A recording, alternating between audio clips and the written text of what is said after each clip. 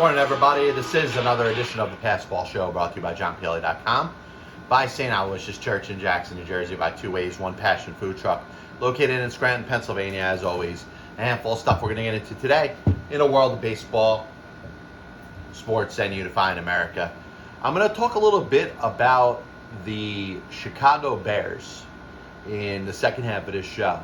I'm going to break down their quarterback situation. Obviously, it's going to, turn some heads. Their decision to sign Andy Dalton. I'm going to touch on that in a little bit and make a comparison of Nick Foles to another former NFL quarterback. I'm going to have to talk a little bit about Kyrie Irving and whether his situation is more of a mental thing. Is it a mental health reason why he's sitting out so many games? Or is it just the guy making a decision that he doesn't want to play? We're going to start out today thinking about baseball. Congratulations to Carlos Rodon, who obviously for the last couple of years has been through a lot. Tommy John surgery less than 2 years back, throws a no-hitter for the Chicago White Sox. Has a perfect game, 25 outs, 2 to go, ends up hitting Roberto Perez. Great accomplishment. Obviously, we haven't had a perfect game in the Major League since 2012, but he came pretty close to doing so. Now you think of the value of a Major League Baseball manager. And I'll start with the Chicago White Sox because the expectation, at least from owner Jerry Reinsdorf, is that he was going to jump in a DeLorean, take a blast from the past, and Tony La Russa was going to all of a sudden bring something to the table that the Chicago White Sox hadn't had in a while. And if you look back at their track record of managers, Rick Renteria was okay. Robin Ventura was okay. Ozzie Guillen, of course, won a World Series championship with them as their manager in 2005. So the thought is that this is a team that's ready to win. It's missing one piece. Jerry Reinsdorf forgot that a manager in Major League Baseball isn't going to be the reason you win or lose. There is analytics involved. There's game plans involved. And listen, the manager didn't come up with those little defensive play cards that every player on a baseball diamond refers to. I hate to say it, even Tony La Russa is not writing his own lineup. I don't care what he tells you. Tony La Russa is not determining which pitchers are coming in games and out of games. Tony La Russa isn't determining what players need to come out of the games and be replaced at any point. So the dream, and this is Jerry Reinsdorf's thought, is that this team was just a manager away. Yet, Jerry Reinsdorf looks more like the owner in the movie Rookie of the Year. When he's saying $3 for a hot dog, thinking that the hot dogs are a quarter a piece. He's that far out of touch. And the problem is that, listen, I'm not here to explain something to somebody that's not willing to listen, because I think there's a backlash on this. I think fans have it stuck in their heads so much that they want to blame a Major League Baseball manager for everything. And they're only showing their own ignorance. They're only showing their own lack of baseball acumen. They're showing their lack of baseball knowledge. And it's sad. I mean, I'm not here to tell you what you should think and what you shouldn't think. But when you go out there and you say a Major League Baseball manager shouldn't have made the lineup this way, you sound like a damn fool, because you know that the manager did not make that call. The manager has a lineup put on his table and says, hey, this is what you're going to post. We've ran these algorithms. The analytics staff has worked hard and all night to put this lineup together for you. And you're going to copy it from the paper here onto the little sheet so your players know when they're batting and the players that are playing know that they're playing. We have no control over that lineup. Yet the lineups for 30 Major League Baseball teams, assuming every team is playing on a given day, are posted every single day. And every day you have a group of clown fans that want to blame the manager for the lineup when the lineup was not written by the manager. And my goal, maybe I could get through to one person. Maybe there's one person that's watching or listening to the program right now and has it entrenched in their head that the manager does this, the manager does that. Maybe you could just forget that the manager has the same responsibility that they had before. When you go out there and you're critical of the manager, you should take a step back and realize, am I criticizing the manager for something that they did? Because it's not the manager's fault if you don't like the lineup because the manager didn't write the lineup. If there's a player, a left fielder is playing too far into the left field gap and the ball is ripped down the left field line and the guy gets a triple or an inside the park home run, you don't blame the manager for that because he's not the one that told the fielder to play in the position that he was playing. Even Tony La Russa, a Hall of Fame manager, a 3-time World Series champion, a manager that has been in what? What are we talking about? 7 World Series? Am I right? And I'm thinking about that off the top of my head. I might be wrong. 6 World Series he was in. I know he won 3, and 89 with the Athletics, 26 with 2006 with the Cardinals, 2011 with the Cardinals. But yeah, I think he was in 6 World Series. So 88, 90, and the other one I think is 2004. As much as he's won, and you could give him credit, you could say that the strength of Tony La Russa's track record is as good of a manager as he was. Because you don't last as long in the business on luck. And certainly the game was much different when Tony La Russa first managed the Chicago White Sox in the 1980s. He had a lot more control.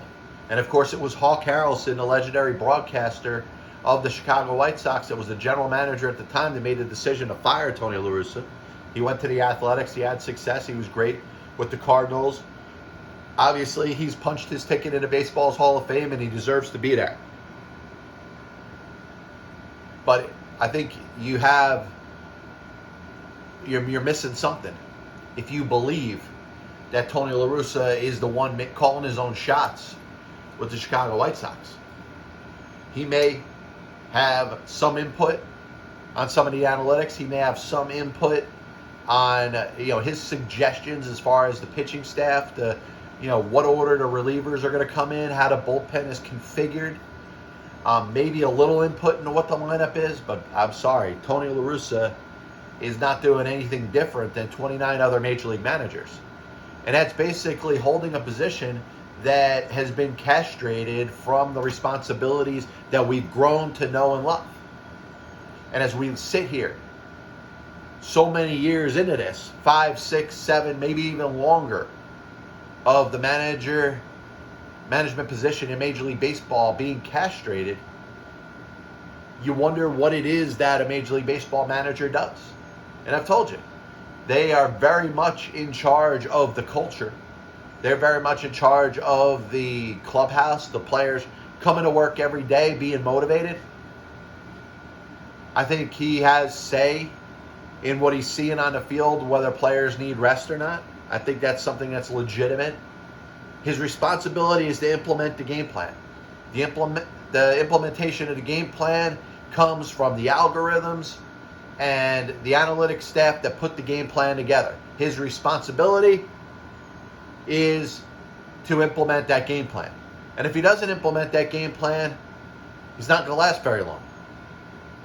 Because you know what? That whole gut reaction thing that fans dream that a Major League Baseball manager does, those that do it better be right 100% of the time or they're going to be out of a job.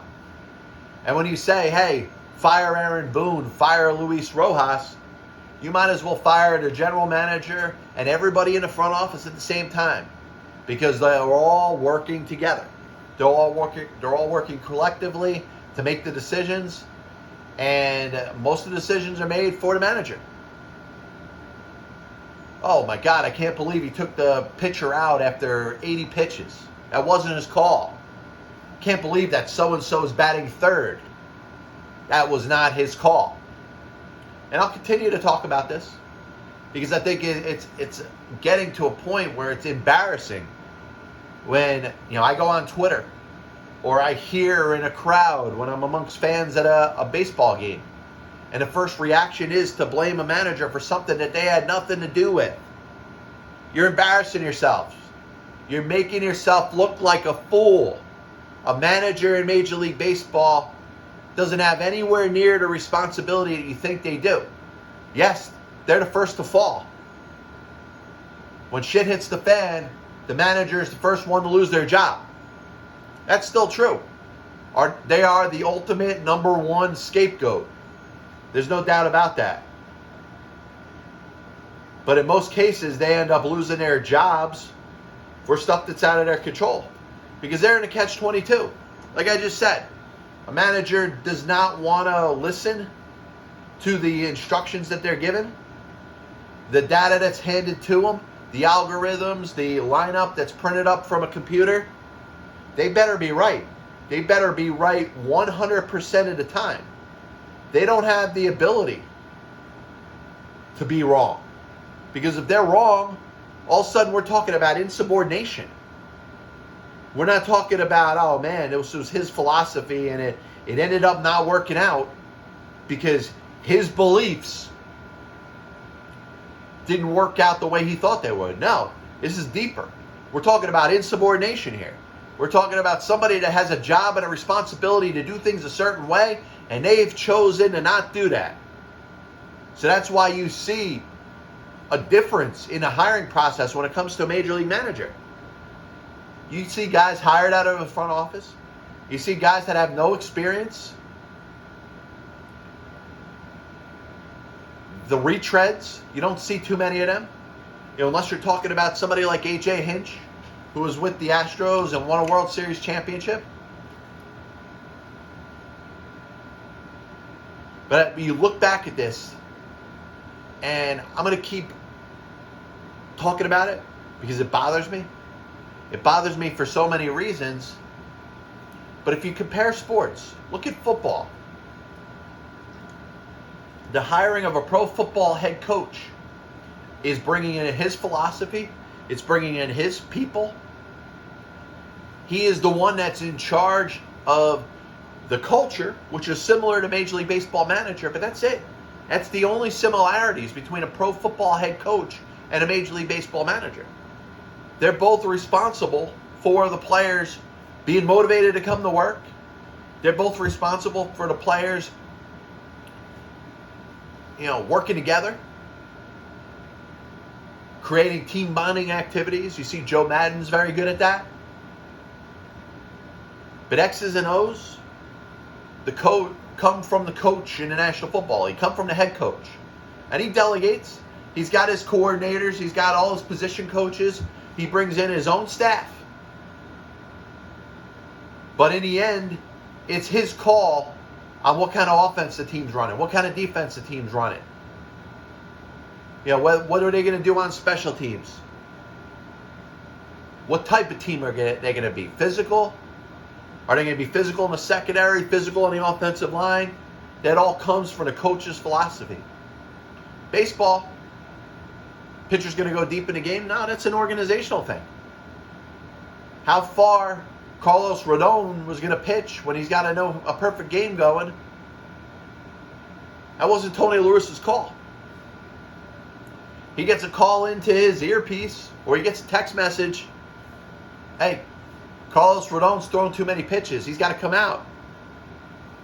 He's obligated to get off his ass, walk to the mound, and take that pitcher out.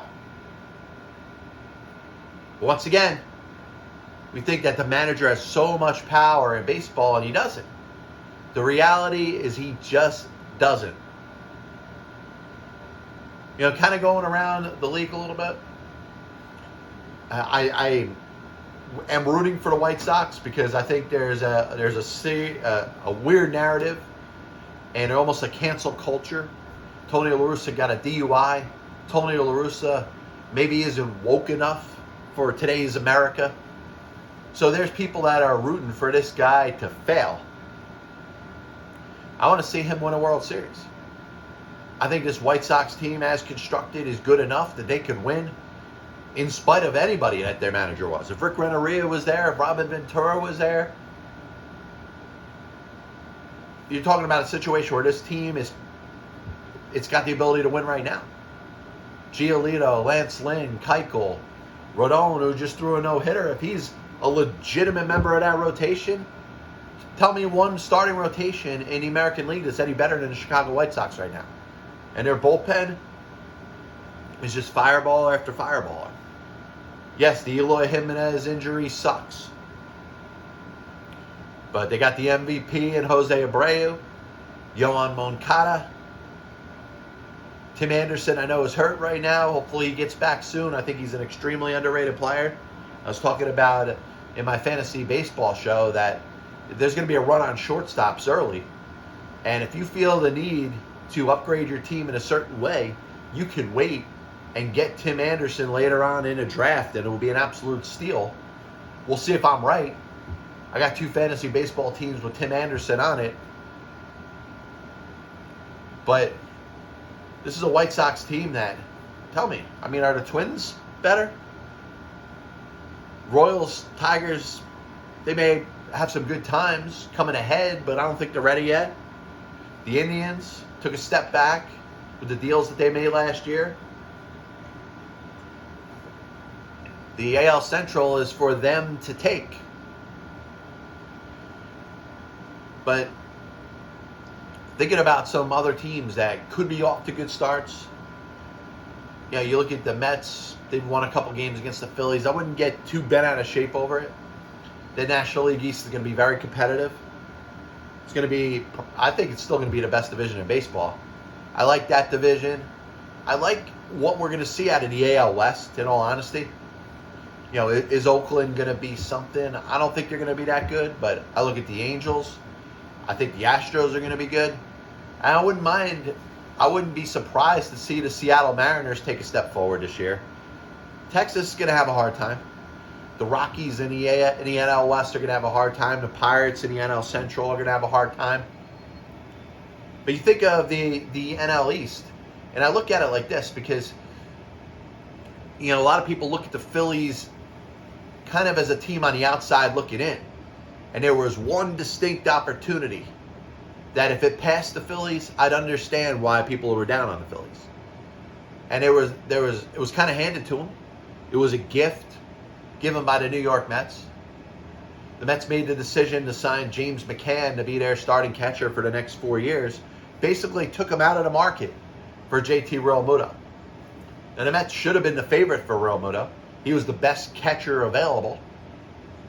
Better defensively than James McCann. Better offensively than James McCann. And I don't care what kind of homer blinders you have on as a New York Mets fan, but that's true. The Phillies got the better player.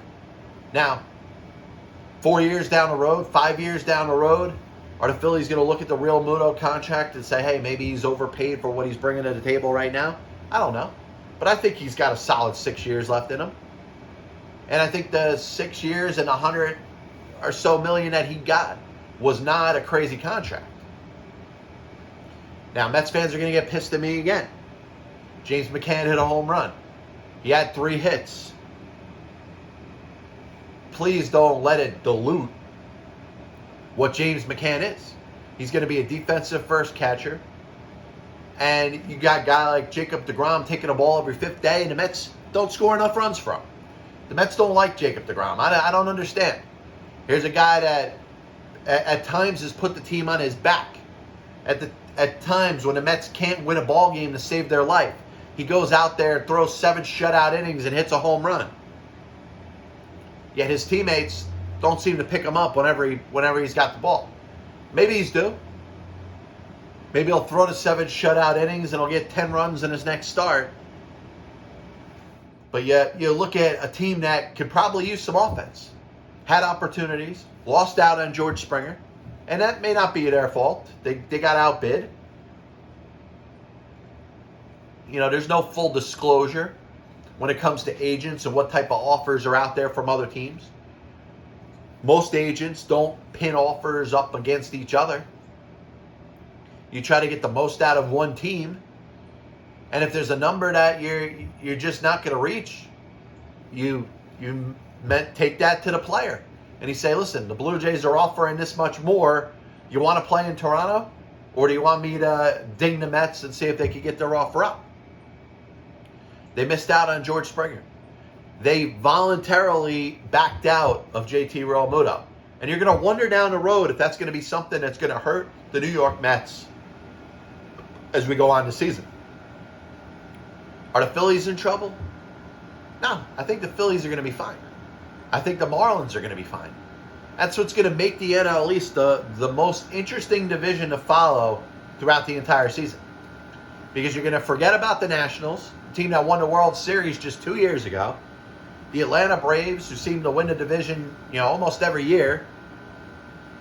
And you're like, they're not off to the best of starts. We're 10, 12, 15 games into the season.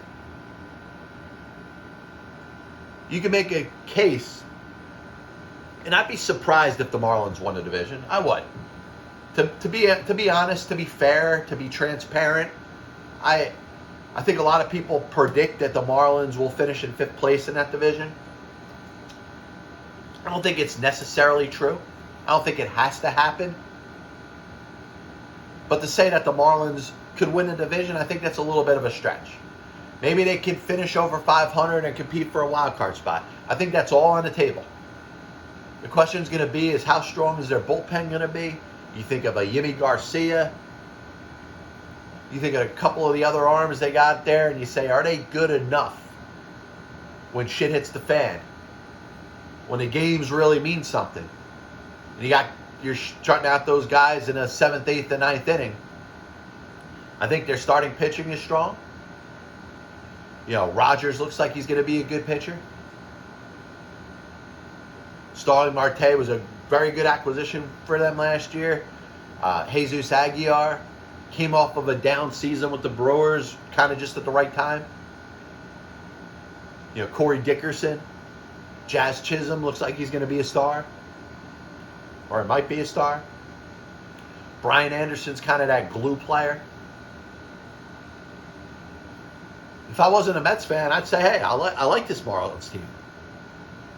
But listen, the Braves are going to be the Braves. The Nationals are going to be the Nationals. And don't sleep on the Phillies. The middle of the Phillies lineup with Hoskins, who's off to a great start, and Bryce Harper and Real Muto, they're going to be able to score runs. Gene Segura is a guy that hits. Didi Gregorius is an excellent leader. Yankee fans can attest to that. I'm not talking about managers. If you heard the beginning of my show, the manager doesn't mean anything. It doesn't matter if the manager's Joe Girardi or Luis Rojas or Don Mattingly or Brian Snitker or Davey Martinez. It wouldn't matter if the manager was John Pielli. Major League Baseball manager is only as good as the team that's assembled around him. And a Major League Baseball manager is only as good as the front office. So moving on, I did want to get a little bit into basketball. Kyrie Irving goes out there and, about a couple months ago, he decides, hey, I'm going through some tough times. I need a little bit of a break. The Nets granted to him. Coinciding with the trade for James Harden. Kevin Durant at the time was out. So you think a team that's got 3 stars right now. There was certainly a time earlier in the season where they kind of needed Kyrie to be a leader on that team. Now, I get that a lot of sports talk hosts are going to kind of walk on eggshells, teeter around the whole mental health thing, because you don't ever want to put your foot in your mouth. You don't ever want to criticize somebody, and then you find out that they really have some mental issues that need some serious help. Because listen, you think of suicide as it's out there in this country, it's probably as prolific as ever. There are people that are taking their own lives on a daily basis, some without even any warning signs. So this kind of moves into the sports world when you look at a situation of a Kyrie Irving that we don't really know the exact reason why Kyrie Irving isn't playing, but we know that he is 100% healthy from a physical standpoint. He's not dealing with an injury. He is, from a health standpoint, a physical health standpoint, he is ready to go out there and play. We know what the commissioner, Commissioner Adam Silver, has enabled as you've watched the NBA change over the last 5 years. Remember, Adam Silver, didn't seem like it was that long ago, he was threatening to fine teams and players that were sitting out games when they were healthy. And I remember being on WCTC with Mike Sanfilippo talking about this. So it's have to be about maybe 3-4 years ago. The commissioner getting pissed off, the commissioner kind of putting his foot down saying, listen, these did not play because of rest or maintenance day is something that's not going to be accepted anymore. And the commissioner's turned on it. And maybe the commissioner was forced into it. We know about the advocation of mental health and the fact that it is important and for players to get rest. But, there's the other side of it of the fans, and fans are coming back into arenas. And I would think you got fans, diehard fans that are dying to get into an NBA arena to watch a basketball game. But there's also a lot of fans that are kind of tepid, kind of on the outside, like, I don't know if it's time to go back. I don't know if I feel comfortable going to watch a basketball game. So we're still in a spot where I don't think you're really trying to win anybody over. But pre-coronavirus, fans were filling stadiums in the National Basketball Association. And what's the difference between basketball and other sports? Basketball is an individual player game more than the NFL is, more than Major League Baseball is. Fans, especially younger fans, go to an NBA game to see a player.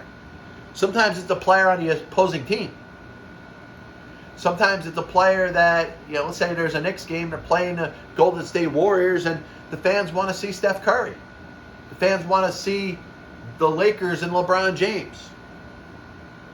This is something that probably isn't going away anytime soon. It's going to continue to be a factor in the NBA. Fans want to see the players. So that fan that's going to see a Clippers game and wants to see Kawhi Leonard, but happens to go on a day where he is scheduled for a quote-unquote maintenance day, that fan's losing out. But let me get to this as it applies to Kyrie Irving. Because I think Kyrie Irving is becoming not only the poster child to maintenance, and DNP did not want to, but it's a bigger issue in the NBA because you think of what this could set the precedence for. And I'll make the basic comparison to any job, and it doesn't care what you do for a living, it doesn't matter. You have a responsibility to show up for your shift. You have a responsibility to work the days that you're expected to work. Each regular employee, for the most part, is given a handful of personal days they could take over the course of a year. And whatever that set number is, it is what it is. You use up those personal days. Maybe you have some sick time. Maybe you have some vacation time. But if you use all your time up in January or February, most employers, and just about all employers, are not going to give you extra time because you used your time up. And you wonder if in any player's contract there's anything in there that gives them leeway in regards to days that they could sit. I would think if there's a high school graduation of their kid or something family oriented, maybe a child's getting married or something, bar mitzvah, you could probably understand somebody getting a night off if it happens to coincide with a game. Other than that, player, just like an employee, John Q employee anywhere in the country doing anything for a living, should be obligated to show up for work and work the times that they are supposed to.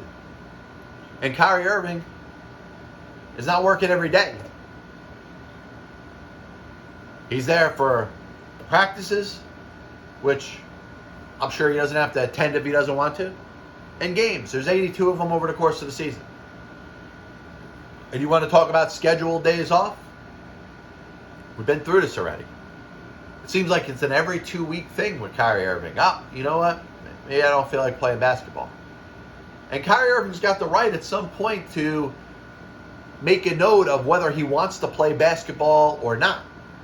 Because if he doesn't, he can be a hero to many people and forfeit the $40 million that he's getting paid each season by the Brooklyn Nets. Because you know what? If he decides to do that, all of a sudden he goes from somebody that may be stealing money to a hero. He's in Gilgamesh territory. He's in Andrew Luck territory. And what do those two players have in common? Gilgamesh, the former pitcher for the Seattle Mariners and Kansas City Royals, and of course Andrew Luck, the quarterback for the Baltimore Colts. They both voluntarily retired in the middle of a contract. Didn't request a buyout. Walked away from the sport, forfeiting the millions and millions of dollars that they were to earn because of their own decision. That's a hero in my mind. Somebody that cares that much about what they want to do and wants to walk away from the game that much. Kyrie Irving's had a chance to be that hero. At some point, he's got to look himself in the mirror and ask himself, does he want to be an NBA player or does he want to do something else? And if he wants to do something else, there's absolutely nothing wrong with that. Is he mentally capable of playing NBA basketball? Because you know what? That might not have been a question that I would ask coming into this season. But this discussion, the overemphasis now on mental health, Kyrie Irving can't get himself to play 4 basketball games in a row without needing a day off. I'm going to question whether or not mentally he is in a position that he could be able to play basketball. And if not, he should consider walking away. He should consider retiring.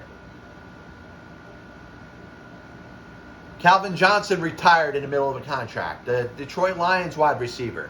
He's up as a Hall of Fame nominee this year. Kyrie Irving at some point is going to have to look himself in the mirror and ask himself if he wants to play basketball. And I'm not saying he's taking somebody's job. There's few players that can do what Kyrie Irving can do on a basketball court. He got a shot, a pass from LeBron James. He hit a huge shot that won a championship for the Cleveland Cavaliers. And he could take that moment and live the rest of his life off of it if he wants to. If he doesn't want to play basketball, he should consider walking away. And how many games do you allow somebody to sit? How many times over the course of the season are you as an organization going to be okay with a player choosing not to play? If you don't want to play, $40 million could go to somewhere else. The Nets can spend it on another player. So finally, I was thinking about this, and you hear the expression when it comes to football and quarterbacks. If you have 2 quarterbacks, you have 0 quarterbacks. And it's true. It absolutely is. There's no such thing as a quarterback controversy in the NFL. We like to hype them up. We like to say, hey, this guy's pinned up against this guy, and you wonder whether they're going to play. What decision are they going to make when you don't have an unequivocal starting quarterback in the NFL? You have a problem. Quarterback is the most important position on an NFL football field. And the Chicago Bears, 4 years ago, put a lot of emphasis in a young quarterback out of the University of North Carolina named Mitch Trubisky. They gave up a lot to move up in the draft for the number 2 overall pick. And they snagged him. 4 years go by. he wasn't the savior that they thought that he would be. They don't pick up his fifth-year option. He ends up signing to be Josh Allen's backup with the Buffalo Bills. Now they make a decision. They got Nick Foles sitting there as their only quarterback at the moment, and they signed Andy Dalton, who, by the way, is coming off of an uninspired season with the Dallas Cowboys. A season that, by the way, he was signed to be Dak Prescott's backup. It's good to have a solid backup, and Andy Dalton was a good starter for many years with the Cincinnati Bengals. He was expected to do some sitting. Dak Prescott gets hurt. He gets thrown in action, and he looked probably as bad as he's ever looked over the course of his career. Now, can he play? Can he make a throw? Can he win you a game? Yeah. But doesn't have any track record in the postseason. So the Bears bring this guy in, and you expect him to be the starting quarterback there where Nick Foles is the backup. What's my best description of Nick Foles? I think of Jeff Hostetler. Jeff Hostetler was Phil Simms' backup for a handful of years with the New York Giants, and is pressed into action when Phil Simms got hurt. Giants have a very good system in place. They're able to run the ball. Their defense is led by LT. Bill Parcells is the head coach, and they win a Super Bowl. Jeff Hostetler will forever be a Super Bowl winning quarterback. And Jeff Hostetler capitalized on that, got a chance to start the next year while Phil Simms was recovering, signed a contract with the Los Angeles and then Oakland Raiders, won some games, took the team to the playoffs, built himself a career over one Super Bowl victory. The problem was, Jeff Hostetler was not your typical Super Bowl winning quarterback. He was not an all-time great. He was not somebody that was ever going to get consideration for the Pro Football Hall of Fame. Nick Foles ends up being put into action when Carson Wentz, during an MVP season, ends up being out for the year. Leads the team in the playoffs, catches a ball, a little bit of fire, plays the game of his life in the Super Bowl as a Super Bowl MVP, and the Philadelphia Eagles win their first Super Bowl, and their quarterback is Nick Foles.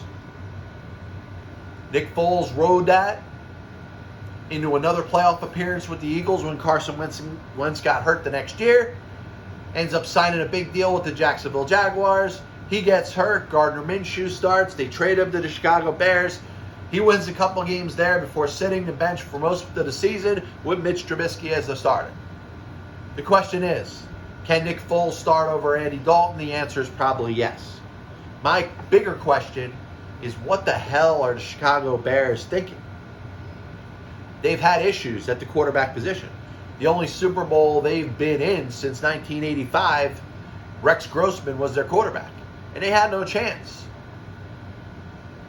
So this is a team that for years has struggled at the starting quarterback position, and you're giving the ball to Andy Dalton, a guy who led the Cincinnati Bengals to the playoffs but never won a game, and is just probably coming off of his worst season. Was signed to be Dak Prescott's backup, was put into action, and looked as bad as he's ever looked in his entire career. And that's the guy that's going to be the starting quarterback for the Chicago Bears. Kind of leads me to believe that the Bears are going to be looking for a quarterback in this year's draft. I think the top three players are pretty much set as far as who's going to be selected. We've known for years that Trevor Lawrence was going to go number one. He's going to go to the Jacksonville Jaguars, and Urban Meyer is going to have his quarterback, obviously. Lawrence coming out of the University of Clemson. Looks like the Jets, with the trade of Sam Darnold, are going to get themselves Zach Wilson out of BYU. The San Francisco 49ers moved up to get the number 3 pick so they could take Mac Jones. Trey Lance is probably the next best quarterback. Are the Falcons going to choose him with pick number 4?